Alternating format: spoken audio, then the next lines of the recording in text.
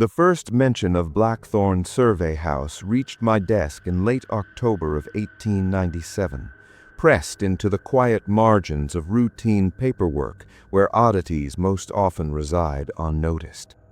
I was then employed as a senior land assessor with the Commonwealth Office of Territorial Records in Richmond, Virginia, a position that demanded patience above all else and skepticism beyond comfort. My days were spent examining plats, verifying ownership claims, untangling decades of overlapping deeds written in inconsistent hands and fading inks. I had learned by necessity that anomalies in records rarely signaled the supernatural.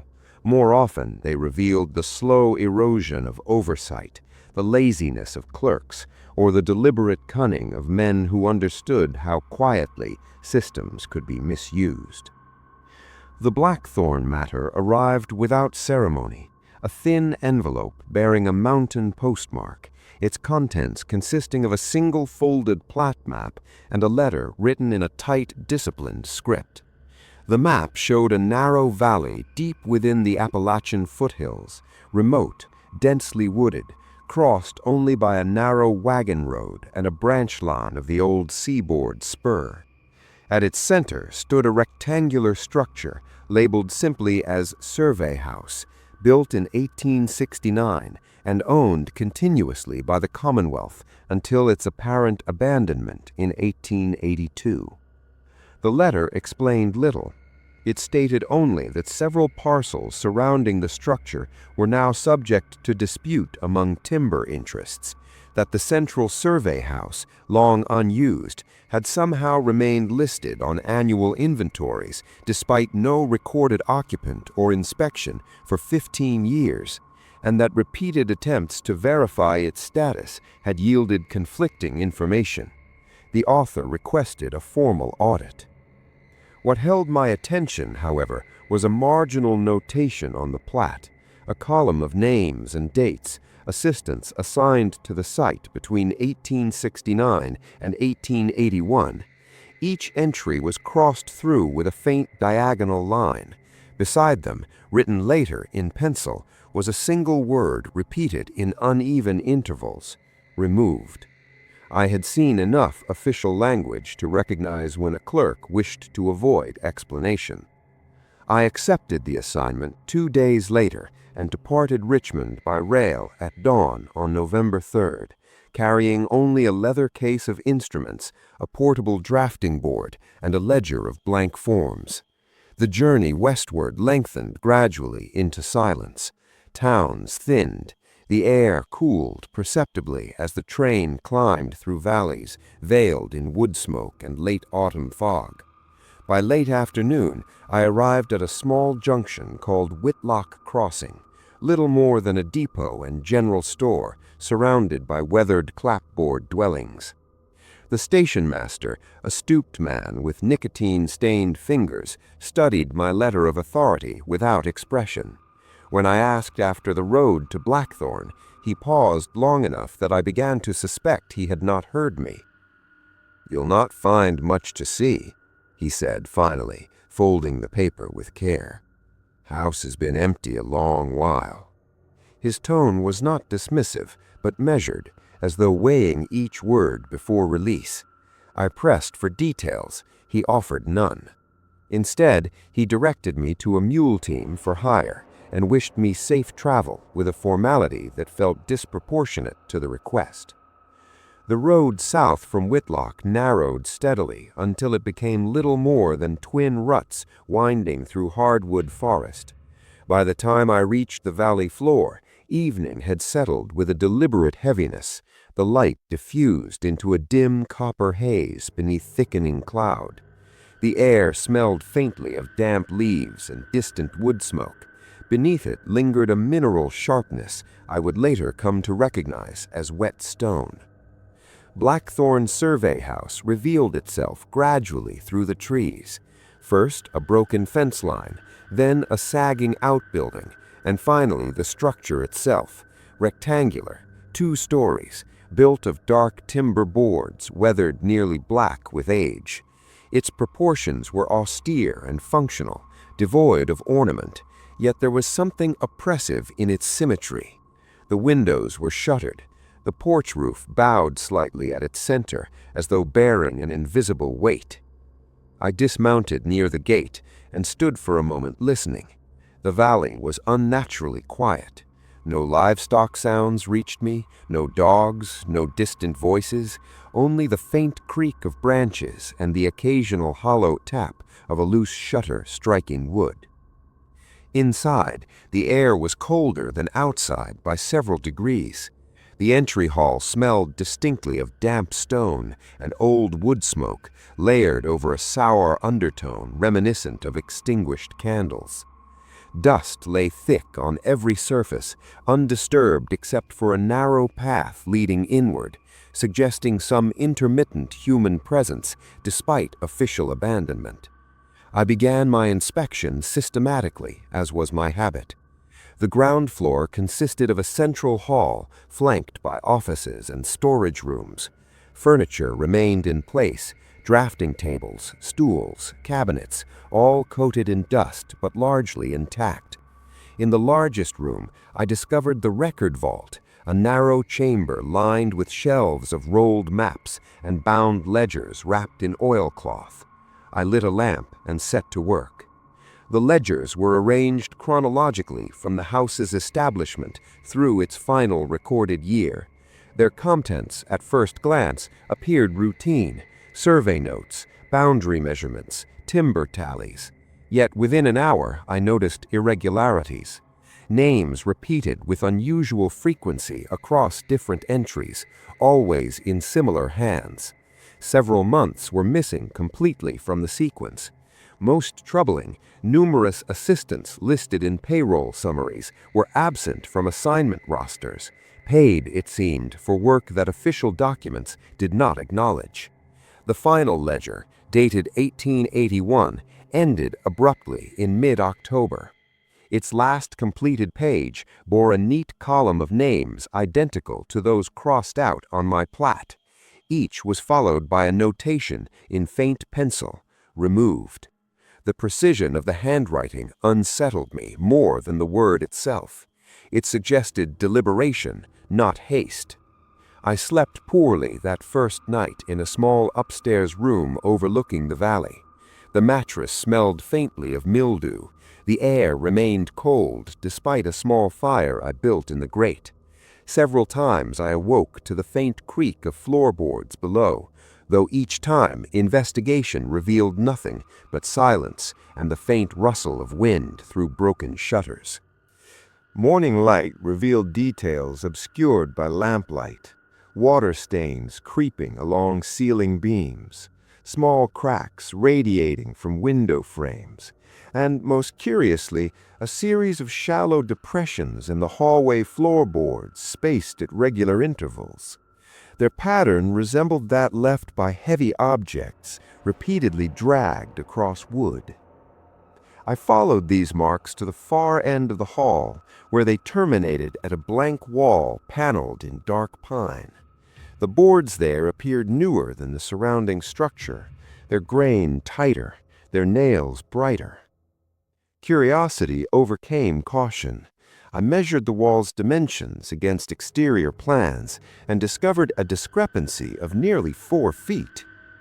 The realization that space existed where none was accounted for stirred in me not fear, but professional interest. Hidden cavities were not uncommon in older buildings, often used for storage or, during recent conflicts, concealment. Still, the absence of any notation in official plans troubled me. I spent the remainder of the day examining the paneling.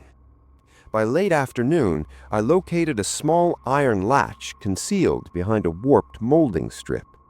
When lifted, the panel swung inward with surprising ease, releasing a breath of air so cold and stale it extinguished my lamp. The chamber beyond was narrow and unlit, its walls of rough stone, unlike the timber construction elsewhere. I relit the lamp and stepped inside. The smell struck me first, a heavy mineral dampness mingled with something faintly organic and long decayed. The floor was packed earth. Along one wall stood a row of wooden crates stacked 3 high, their lids nailed shut. I opened the nearest with my penknife. Inside lay bundles of papers wrapped in oilcloth. Their surfaces were stained and brittle with age, yet legible. They proved to be personnel records, applications, references, payroll receipts belonging to the assistants whose names had been crossed from official ledgers. Each file ended identically with a stamped notation, terminated. No reason was given. Beneath the final crate, I discovered a leather-bound journal. Its cover bore no title, only the initials E.M. impressed faintly near the spine. The first entry, dated March 3, 1874, began in a neat cursive hand. Arrived at Blackthorn to assume duties under Chief Surveyor Mallory. Structure adequate, though poorly ventilated. Valley isolated, but suitable for extended operations. Subsequent pages described routine work in meticulous detail, measurements, weather, personnel changes. Yet the tone shifted. Entries grew terse, then fragmented as though written in haste or agitation. June 11th, discrepancies in payroll, Mallory dismissive. June 19th, assistants complaining of headaches, air below ground level stagnant. July 2nd, heard dragging noises after midnight, no source located. The final coherent entry, dated August 14th, read simply, 3 more removed tonight. I fear Mallory intends to finish what he began. The pages that followed were blank. I closed the journal and remained seated in the dim chamber for some time, listening to the faint drip of water somewhere beyond the walls. My rational mind sought explanation, embezzlement concealed through falsified personnel records, dismissals disguised as disappearances, perhaps illness mismanaged in isolation. Yet the evidence resisted tidy classification. It was during this pause, seated alone in that narrow chamber with the journal in my hands, that I found myself reflecting upon the nature of narrative itself and its capacity to distort understanding. I recall distinctly setting the book aside and addressing the silence aloud in a tone half contemplative, half weary. The stories shared on this channel are entirely fictional. Any resemblance to real people, living or dead, or to actual events is purely coincidental. This content is created solely for spine-tingling entertainment. And if this content has value for you, give us a like, subscribe, and share a comment with the community. The absurdity of speaking thus in an empty stone room did not escape me, yet the moment passed, and with it the faint tension that had gathered in my chest. I resumed examination with renewed focus. The remainder of that day I devoted to architectural study. Using measuring tape and plumb line, I mapped the concealed chamber against the building's footprint and discovered further inconsistencies, suggesting additional hidden spaces below ground level. Exterior inspection revealed a narrow cellar entrance concealed behind collapsed brush on the structure's western side. The door resisted opening until I applied considerable force. It yielded suddenly, releasing a rush of cold air, carrying a scent far stronger than that of the upper chamber, wet soil mixed unmistakably with decay. Stone steps descended steeply into darkness. I proceeded cautiously, lamp held low. The cellar extended farther than expected, its ceiling supported by heavy beams blackened with age. At its center stood a long wooden table scarred by deep gouges. Around it were arranged several narrow cots. Against the far wall, I noticed a series of shallow recesses carved into stone, each sealed with rough boards. I pried one loose. Behind it lay a cavity filled with loose earth and fragments of cloth. I will not attempt here to dramatize what I found beyond that first cavity. It suffices to say that human remains were present in a condition consistent with long burial.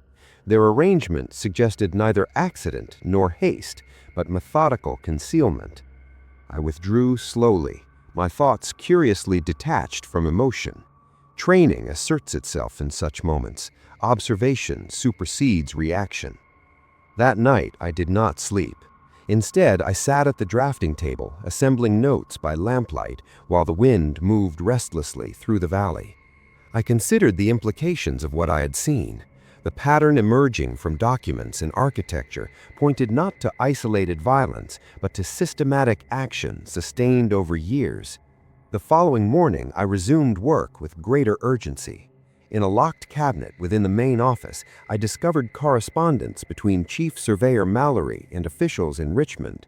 The letters discussed routine matters, yet contained subtle irregularities, requests for increased supplies inconsistent with recorded staff numbers, repeated references to containment measures, and once, cryptically, to necessary removals.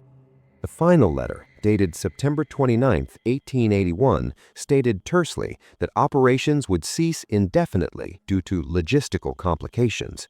No further communication followed. By midday, I had constructed a provisional chronology. Between 1869 and 1881, Blackthorn Survey House employed at least 26 assistants beyond those officially recorded. Most remained fewer than 6 months. None appeared later in census data. I left the house briefly that afternoon to survey the valley itself. Walking the perimeter of the property, I noted subtle depressions in the forest floor, arranged in irregular rows extending beyond the cellar wall. Their spacing corresponded disturbingly to the number of missing personnel. Dusk found me again inside, reviewing my notes. The air had grown colder. At intervals, I heard faint sounds from below, perhaps settling timbers, perhaps water moving through unseen channels. Once, distinctly, I heard what resembled a low metallic scrape. Despite fatigue, I felt compelled to continue. Near midnight, I returned to the hidden chamber to re-examine the journal under steadier light. As I turned its pages once more, a loose sheet fell free from the binding. It bore a single paragraph written in the same careful hand. Mallory claims the removals are necessary to preserve order. Says the valley cannot sustain so many. Says no one will notice. But I have counted the graves. There are too many now. If I leave, I will speak. The sheet was undated. I cannot say precisely what emotion accompanied this discovery. It was not fear in the conventional sense, but rather a slow accumulating dread born of comprehension. The evidence suggested not impulsive crime, but prolonged calculation, decisions made repeatedly, deliberately, over years. I closed the journal and listened again to the silence. On my final day at Blackthorn, I performed one last survey of the cellar. While measuring distances along the southern wall, I noticed irregular mortar joints suggesting later alteration. Further inspection revealed a narrow vertical seam. Working carefully with chisel and hammer, I loosened the stones until a section shifted inward. Beyond lay a smaller chamber, scarcely large enough to stand in. Inside stood a wooden desk and chair, both preserved by dryness. On the desk rested a single object, a small tin box sealed with wax. Within the box, I found a bundle of folded documents tied with string. They were death certificates. Each bore the name of a missing assistant, dated within days of their arrival, signed by Mallory himself, listing cause of death as fever. None appeared in county records. The implication was inescapable. The certificates had never been filed. I replaced the documents carefully and sealed the chamber as best I could. My task, I realized then, was no longer investigation, but testimony. I departed Blackthorn at dawn the following morning, beneath a sky the color of tarnished silver. The valley receded behind me with unsettling quietness, its trees closing ranks as though erasing passage. The mule's hooves struck the frozen road with hollow regularity, each sound echoing faintly through the forest. I recall distinctly the smell of cold air and damp leaves, the thin plume of breath rising before us, and the curious sensation that the valley, once entered, resisted memory. In Richmond, weeks later, I submitted a report exceeding 100 pages in length. It detailed architectural findings, documentary evidence, and my conclusions regarding systemic misconduct under Mallory's supervision. The response from superiors was measured but restrained. An internal inquiry was opened, no public statement issued. Mallory himself had died in 1885. The official record now lists Blackthorn Survey House simply as decommissioned. I have returned often in thought to that valley and its quiet structure of darkened boards. The years have softened certain impressions, but sharpened others. The exact chill of the hidden chamber's air, the faint smell of damp stone, the measured handwriting in a journal abandoned mid-sentence. History, I have come to believe, is not merely what survives in documents, but what is omitted from them, the deliberate silences shaped by convenience, fear, and indifference. Places like Blackthorn endure not because they are haunted in the manner of folklore, but because they contain the residue of decisions made quietly and unchallenged. Sometimes, late at night, I imagine the valley as it must have appeared during those final years, lantern light moving behind shuttered windows, the slow scrape of wood across floors, the steady rhythm of work conducted without witness. I imagine also the men whose names were crossed from ledgers and replaced with a single word, removed. Such language comforts the living by disguising the weight of what it conceals. And so I conclude this account with a recognition both somber and enduring, that the most unsettling horrors are rarely sudden or loud. They are methodical, patient, and human, constructed piece by piece within systems designed for order and preserved thereafter in silence.